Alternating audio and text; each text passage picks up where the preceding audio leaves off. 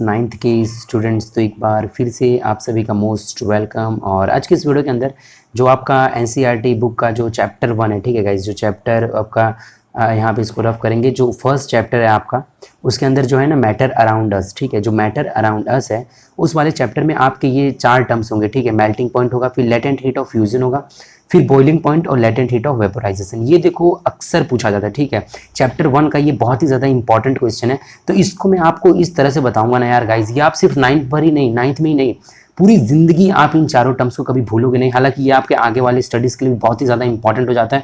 तो मैं इतने बढ़िया, इतना अच्छा कॉन्सेप्ट लेके आऊँ ना गाइज इसको समझाने के लिए, पूरी ज़िंदगी माँ कसम इसे नहीं भूलोगे, है ना। तो यार देर किस बात की, अपने दोस्तों को खटाखट इसको शेयर कर दीजिए, फटाफट लाइक कर दीजिए, और चैनल पर नए हो तो सब्सक्राइब कर दीजिए, क्योंकि इसी तरह के मैं, है ना, फुल्ली कॉन्सेप्ट वाले वीडियोज़ लेके आता हूँ, जिससे कि आपको आसानी से अंडरस्टैंडिंग मिल सके। चलो आइए, तो मैं सीधा स्क्रीन पर लेके चलता हूँ, आपको वीडियो दिखाएंगे। Okay,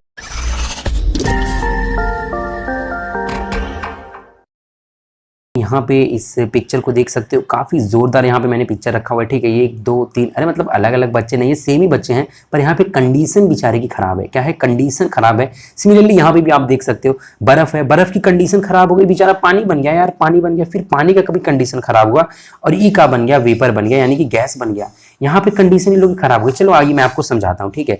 melting point, boiling point, latent heat of fusion, vaporisation, सब कुछ समझेंगे। डोंट वरी, है ना। इतना आसान कर दूंगा कि आप जिंदगी भर नहीं भूलोगे, ठीक है। चलो, तो क्या होता है, आप अभी 9th क्लास में हो, इस फर्स्ट चैप्टर को आप पढ़ रहे हो, है ना। इस फर्स्ट चैप्टर को पढ़ने के बाद आप 10वीं क्लास में जाओगे। अब बच्चे ना जैसे ही 10वीं क्लास में आते हैं, अब बच्चे जैसे ही 10वीं क्लास में आएंगे, इतने अकड़ जाते हैं ना भाई, इतने अकड़ जाते हैं, मतलब बोलते हैं इस बार तो पक्का टॉप करूंगा, है ना, इस बार क्या करूंगा, 110% बच्चे क्या करेंगे, टॉप ही करेंगे। पर क्या होता है, FA1 का एग्जाम आएगा, है ना, यहाँ पे क्या होता है गाइस, FA1 का एग्जाम आता है, FA2 का एग्जाम आता है, उनको मार्क्स है ना थोड़े बहुत कम मिलते हैं, ठीक है। फिर उसके बाद क्या होता है, सीधा है ना सेमेस्टर 1 का, SA1 का एग्जाम आता है, और मार्क्स का होता है बहुत ही कम, है ना। मार्क्स क्या होता है यहाँ पे, बहुत ही कम आता है बच्चा का, ठीक है। यानी कि FA1 और FA2 में कम आए, पर बच्चा रोया नहीं, है ना, बोला कि चलो कोई बात नहीं, ऐसे 1 में अच्छा लाऊंगा। अब देखो यहाँ पे बड़ा बोलता है ना, इस बार तो टॉप करूंगा। 10th में आता है तो बोलता है इस बार टॉप करूंगा, क्योंकि पता ही नहीं था कितना टफ होगा, है ना, कितना ज्यादा टेम्परेचर, टफ मतलब टेम्परेचर आप समझना, ठीक है, क्योंकि बच्चे को पता ही नहीं था कितना टफनेस रहेगा। पर वो FA1 FA2 का एग्जाम देता है, तब जाके पता चलता है हाँ यार टफ तो है। पर FA1 FA2 में इसके कम मार्क्स आते बेचारे के। पर बच्चा रोता नहीं है, ये रो नहीं रहा है, देखो रो नहीं रहा है गाइस।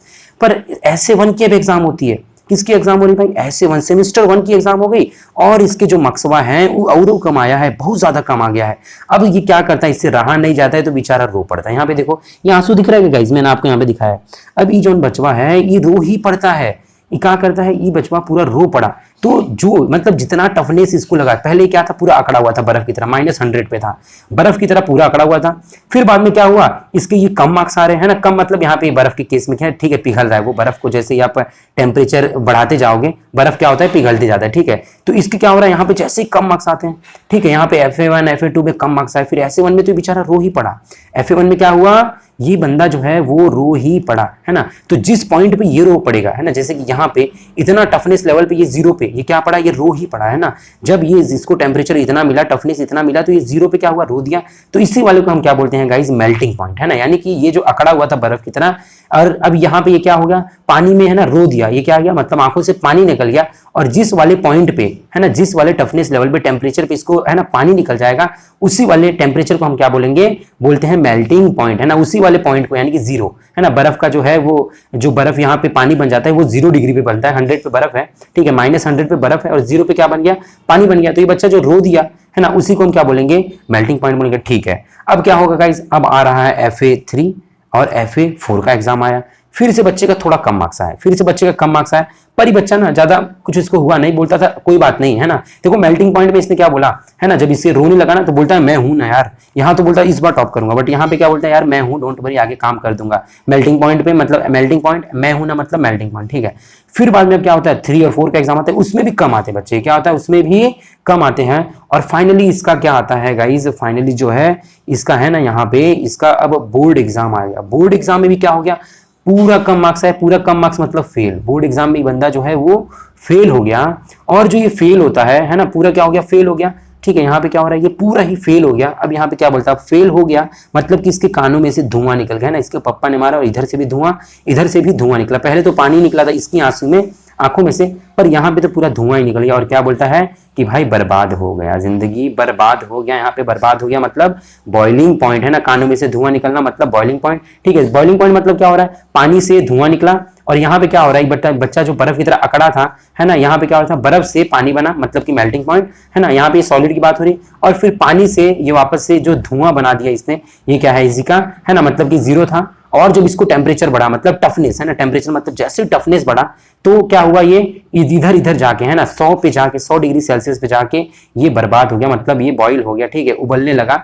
धुएं धुएं निकल गया, तो इसी को हम क्या बोलेंगे, बॉइलिंग पॉइंट बोलेंगे। अब यहाँ पे ध्यान देना गाइज, अब ये जो बच्चा रोता है, ये जो बच्चा यहाँ पे रोया हुआ है, तो क्या कैसे रोया उसने, यहाँ पे कुछ टफनेस था मतलब कि टेम्परेचर बढ़ रहा था। ठीक है, टेम्परेचर बढ़ रहा था, उसी के कारण तो यहाँ पे ये जाके रोया है ना, उसी के कारण तो इसके पानी निकले। इसके पानी कैसे निकल गए, टेम्परेचर बढ़ा। तो मतलब कि यहाँ पे ऐसे मतलब यहाँ पे ठीक है, FA1 और FA2 में तो हमको नहीं दिख रहा था, क्योंकि FA1 और FA2 में बेचारा रो नहीं रहा था। पर फाइनली जाके सेमेस्टर 1 में जब इसके कम आए तो इस बचवा ने रो ही दिया है ना। तो इसको रुलाने के लिए क्या है रीजन, इसका रुलाने का कारण क्या है, ये कैसे रोया। तो यहाँ पे जो बीच में सब है ना, वो टेम्परेचर बढ़ रहे थे यानी टफनेस बढ़ रहा था, इसी के कारण तो यहाँ पे जाके ये पानी बन गया। तो इसी वाले को हम क्या बोलते हैं, लेटेंट हीट ऑफ फ्यूजन। ध्यान रखना बच्चों वालों, क्या बोलेंगे इसको हम, latent heat of fusion. Latent मतलब हिडन है ना, जो कि चलो आगे मैं आपको पूरा अच्छे से डेफिनेशन हम पढ़ लेंगे। ठीक है, और फिर बाद में क्या हुआ, ये जो है यहाँ पे आप देख रहे हो पानी से फिर इसके कान में से धुआं निकल गया है ना। उसके निकलने का कारण क्या है, क्योंकि टफनेस लेवल और बढ़ रहा था, टेम्परेचर क्या हो रहा था और बढ़ रहा था, इसीलिए इधर का जो टेम्परेचर बढ़ रहा था छुपा है ना। पहले देखो यहाँ पे FA3-4 में नहीं रोया है ना, तब नहीं धुएं निकले, लास्ट में जाके है ना जब बोर्ड में फेल हुआ तब जाके धुएं निकले। तो यहाँ पे धुएं निकलने का कारण क्या है, यहाँ पे जो बीच में FA3 FA4 में जो हार्डनेस बढ़ा, टफनेस बढ़ा, ठीक है, टेम्परेचर बढ़ा है ना, इसी को क्या बोलेंगे हम, लेटेंट हीट ऑफ वेपोराइजेशन, जो कि मैं आपको डेफिनेशन अभी यहाँ पे दिखाता हूँ। तो सिमिलरली ये वही है ना, बर्फ है, पहले खूब अगड़ा हुआ है, थोड़ा सा टेम्परेचर हाई कर दिया, टेम्परेचर को हाई कर दिया तो ये किस में कन्वर्ट हो गया, पानी में कन्वर्ट हो गया। अब पानी को भी थोड़ा सा, पानी में जब टेम्परेचर हाई करते हैं तो इतने 100 डिग्री सेल्सियस पे जाके ये पूरा क्या बन जाता है, बर्फ बन जाता है। होप करता हूँ आपको समझ आया होगा, बहुत ही मजा आया होगा। तो फटाफट इस वीडियो को लाइक ठोक दीजिए इस तरह से, और अपने दोस्तों को ज्यादा से ज्यादा करके शेयर करिए, चैनल को सब्सक्राइब कर दीजिए। ठीक है, चलो आइए मैं आपको अभी सीधा बताता हूँ किस तरह से आप लिख सकते हो एग्जाम में। अच्छा हाँ गाइस, यहाँ पे एक चीज और बताना है मुझे, यहाँ पे देखो एटमॉस्फेरिक प्रेशर मतलब टीचर प्रेशर है ना, टीचर्स प्रेशर। एटमॉस्फेरिक प्रेशर का मतलब टीचर प्रेशर, और टीचर का प्रेशर कितना है, 1 ATM। देखो एटमॉस्फेरिक प्रेशर मतलब ये होता है, जैसे हाल में अभी आप जो इस वीडियो को देख रहे हैं, आपको हवा का कुछ फोर्स लग रहा है और वो फोर्स ना के बराबर लग रहा है, उसी को हम एटमॉस्फेरिक प्रेशर बोलते हैं, जो कि 1 ATM होता है। ठीक है, उसको 1 ATM माना जाता है। और ये वही टीचर्स प्रेशर भी, यहाँ पे आप जितना भी आप ये रो रहे हो, गा रहे हो, धुआं निकल रहा है, इसमें टीचर का कोई भी प्रेशर नहीं है। टीचर आपको प्रेशर नहीं दे रही, क्योंकि आपके अच्छे मार्क्स आएंगे तो टीचर को क्या लेना देना है ना, कमा के आप टीचर को थोड़ी ना दोगे। तो यहाँ पे टीचर का जो प्रेशर है आप पे पूरा 0 है, मतलब कि 1 है। टीचर का प्रेशर 1 है, टीचर का प्रेशर बढ़ नहीं रहा है, टीचर का प्रेशर सेम ही है, बट आप पे टफनेस ही सिर्फ बढ़ रहा है ना, 10वीं का टफनेस लेवल बढ़ते जा रहा है, टीचर का प्रेशर 1 ही है। ठीक है, चलो तो मैं आपको डेफिनेशन बताता हूँ। ठीक है, तो मेल्टिंग क्या होता है ना, सॉलिड जो है वो जो लिक्विड में बदल जाएगा, यानी बर्फ जो है, जब बर्फ पानी में कन्वर्ट हो जाता है ना, उसी को हम क्या बोलते हैं, मेल्टिंग बोलते हैं, पिघलना। ठीक है, that is called as a पिघलना।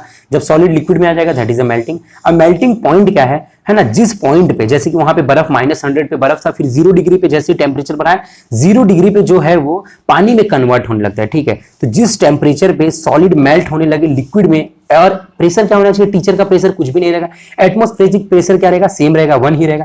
एटमॉस्फेरिक प्रेशर पे रहे तो it is called as a melting point. बहुत बढ़िया। अब लेटेंट हीट ऑफ फ्यूजन, देखो ये जो फ्यूजन वर्ड है ना, ये होगा आपका सॉलिड से लिक्विड के लिए और लिक्विड से गैस के लिए है ना, ये क्या होगा, वेपोराइजेशन। ये आपको ध्यान रखना है। चलो मैं आगे बताता हूँ यहाँ पे। तो लेटेंट हीट ऑफ फ्यूजन क्या है, जितनी हीट एनर्जी, ठीक है, जैसे कि वहां पे हमने क्या देखा था, ये जो बच्चा है ना, ये जो बच्चा है पहले अकड़ा हुआ था, फिर यहाँ पे रोने लगा, और रोने का कारण क्या था, FA1 FA2 में इसका टफनेस लेवल ज्यादा बढ़ा, यानी कि मार्क्स कमाए, इसलिए यहाँ पे रोया।